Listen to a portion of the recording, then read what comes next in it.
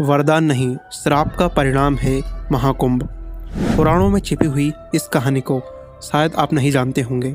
ये केवल एक मेला नहीं, बल्कि आस्था, परंपरा और एक श्राप की अद्भुत कहानी है। कहते हैं कि महाकुंभ का आरंभ उस दिन हुआ जब देवताओं और असुरों ने समुद्र मंथन से अमृत प्राप्त किया था। परंतु ये कथा केवल अमृत तक ही नहीं, बल्कि एक श्राप भी है। जब अमृत कलश निकला तो देवताओं और असुरों के बीच संघर्ष हुआ। इसी दौरान ऋषि दुर्वासा के श्राप ने यह सुनिश्चित किया कि अमृत कलश की बूंदें 4 स्थानों पर गिरें: प्रयागराज, हरिद्वार, उज्जैन और नासिक। ऋषि दुर्वासा के श्राप ने देवताओं को यह चेतावनी दी थी कि अमृत के संरक्षण के लिए संघर्ष करना पड़ेगा और जहाँ जहाँ ये गिरेगा वहाँ आस्था का महापर्व होगा। महाकुंभ का हर स्नान उस श्राप से मुक्ति और आत्मा के शुद्धिकरण का प्रतीक है। यहाँ हर श्रद्धालु इस पवित्र कथा का साक्षी बनता है। महाकुंभ सिर्फ एक आयोजन नहीं, ये आस्था, परंपरा और पौराणिकता का संगम है। यहाँ हर डुबकी आत्मा को पवित्र करती है और हर प्रार्थना जीवन को दिव्यता से भर देती है। आइए इस अद्भुत महापर्व का हिस्सा बने और अनुभव करें एक श्राप से जन्मी आस्था की यह अद्भुत यात्रा। जानेंगे महाकुंभ के अद्भुत रहस्यों के बारे में और इसके इतिहास के बारे में। दोस्तों, आज हम जिस पवित्र अमृत धारा में आध्यात्मिक डुबकी लगा रहे हैं, उसकी परंपरा का बनना इतना आसान नहीं था। असल में अब जो हमारे लिए वरदान साबित हो रहा है, वह एक श्राप का परिणाम था। ऐसा श्राप जो देवताओं को मिला, जिससे एक समय मानवता खतरे में पड़ गई। लेकिन समय के साथ वही श्राप मानव समुदाय के लिए वरदान साबित हुआ। इस पूरी परंपरा के पीछे एक ऋषि का श्राप है, जो आज वरदान बनकर हमारे सामने है। देवलोक से निकली इस परंपरा की धारा में मानवता के पुण्य का वरदान तो है ही, साथ ही ये नीति और नैतिकता की शिक्षा का आधार भी है। स्कंद पुराण में इस कथा का वर्णन है। इसके मुताबिक स्वर्ग की राजधानी अमरावती हर सुखों से भरी हुई थी और इन्हीं सुखों के कारण इसका स्वर्ग नाम सार्थक था। देवताओं ने कई वर्षों तक चले देवासुर संग्राम को जीत लिया था और इसके कारण उन्हें अब शत्रुओं का भय भी नहीं था। कुल मिलाकर स्वर्ग में मन को प्रसन्न करने वाली हवा बह रही थी, उनमें फूलों की सुगंध घुली हुई थी और दिशा में नया संगीत था। इन सब का संयोजन इतना खूबसूरत होता कि कई बार गंधर्व अपनी तानों का गाना छोड़कर उनका संगीत सुनने लग जाते थे। इसका असर यह था कि अब देवता भी धीरे धीरे अपने कर्तव्यों को छोड़कर आमोद प्रमोद में लगे रहते थे और उनके अधिपति इंद्र तो रंगारंग में ऐसे डूबे थे कि अब उन्हें ज्ञात ही नहीं था कि संसार के प्रति भी उनका कुछ दायित्व है।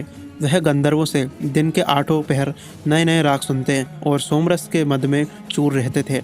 एक बार की तो ये सब सुख के चिन्ह थे, लेकिन असल में ये आने वाली विपत्ति का शोर था। इन सब के पीछे का कारण था देव दानवों का वह युद्ध, जिसमें देवराज इंद्र ने विजय पाई थी।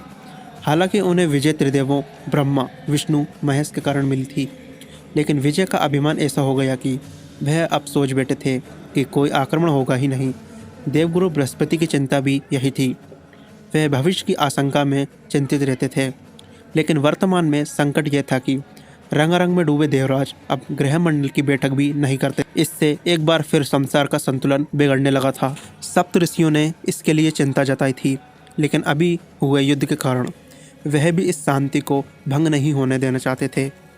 लेकिन कई पक्ष बीत जाने के बाद अब उन्हें चिंता होने लगी थी। ग्रहमंडल की बैठक नहीं हुई तो नक्षत्रों का सारा विधान रुक सकता था, संतुलन बिगड़ सकता था। इस चिंता को दूर करने के लिए ही देवराज इंद्र से बैठक बुलाने का अनुरोध करने लगे। ऋषि दुर्वासा सप्त ऋषियों के प्रतिनिधि बनकर देवलोक की ओर बढ़े। ऋषि दुर्वासा को इंद्र के अभिमान का अंदाजा तो था ही, लेकिन फिर भी वह सोच रहे थे संकट को समझाने पर वह स्थिति को जरूर समझ लेंगे। जब ऋषि दुर्वासा देवराज को समझाने चले तो रास्ते में उनकी मुलाकात देवर्षि नारद से हुई। देवर्षि नारद के हाथ में वैजयंती पुष्पों की माला थी, जिसकी सुगंध तीनों लोकों तक फैलती थी और दिव्य ऐसी कि पहनने वालों को सम्मोहित कर देती थी। नारद मुनि ने उनके कार्य को महान बताते हुए उन्हें माला भेंट कर दी। ऋषि दुर्वासा ने इस माला को रख लिया और सोचा कि देवराज इंद्र को यह माला भेंट कर देंगे। ऋषि ने सोचा कि इंद्र अगर उनकी बात ना भी समझे तो भी इस दुर्लभ उपहार से उन पर उनकी बात सुनने का एक दबाव जरूर पड़ेगा। इन्हीं बातों को सोचते गुनते ऋषि देवलोक ही पहुंच गए। देवलोक पहुंचे दुर्वासा को प्रारंभ से ही अनिष्टा की आशंका लगने लगी। वह इंद्र के मन में जगे अभिमान को समझ गए थे।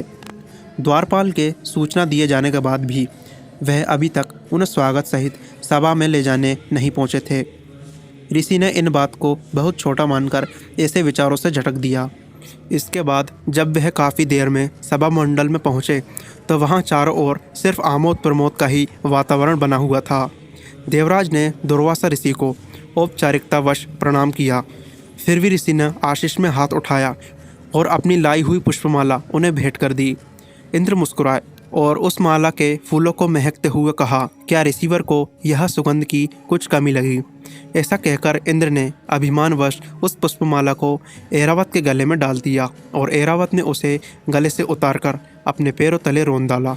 अपनी भेंट का अपमान देखकर महर्षि दुर्वासा को बहुत क्रोध आया। दुर्वासा ऋषि, जो कि बहुत क्रोधी ऋषि के तौर पर पहचाने जाते हैं, वह अब तक अपने गुस्से को दबाए बैठे थे, लेकिन इंद्र की इस हरकत और लगातार हो रही गलतियों से उनके क्रोध का ज्वालामुखी फूट पड़ा।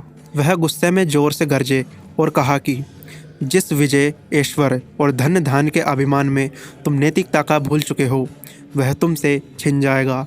ये स्वर्ग भी तुमसे छीन लिया जाएगा और तुम लक्ष्मीहीन हो जाओगे। महर्षि दुर्वासा के श्राप के प्रभाव से इंद्र का सारा ऐश्वर्य लुप्त हो गया। संसार से देवी लक्ष्मी का ही लोप हो गया। वह सागर में समा गई और तीनों लोकों में भयंकर गरीबी और दरिद्रता छा गई। लक्ष्मीहीन इंद्र पर असुरों ने संगठित होकर फिर से आक्रमण कर दिया। इंद्र दैत्यों के राजा बलि से युद्ध में हार गए। इसके साथ ही संसार से सारी औषधियाँ भी लुप्त हो गई। फिर हुआ समुद्र मंथन, जो महाकुंभ आयोजन का कारण बना। राजा बलि ने तीनों लोकों पर अपना अधिकार कर लिया। हताश देवताओं को अपनी भूल का एहसास हुआ और वे श्री हरि विष्णु के पास पहुँचे। तब भगवान विष्णु ने उन्हें समुद्र मंथन का रास्ता बताया और इसी मंथन से अमृत निकला, जिसकी झीना चपटी में वह देश के 4 स्थानों पर गिरा, जिनमें से प्रयागराज इनमें से एक है, जहां ये महाकुंभ 2025 का आयोजन हो रहा है। तो मित्रों, ये थी पूरी कहानी और कुंभ का पुराना इतिहास। इन सब के बारे में आपकी जो भी राय हो हमें नीचे कमेंट सेक्शन में अवश्य बताएं और साथ ही एक बार सच्चे दिल से जय श्री हरि विष्णु और ओम नमः शिवाय अवश्य लिखें। मिलते हैं अगली वीडियो में किसी ऐसे ही टॉपिक के साथ में। तब तक के लिए धन्यवाद।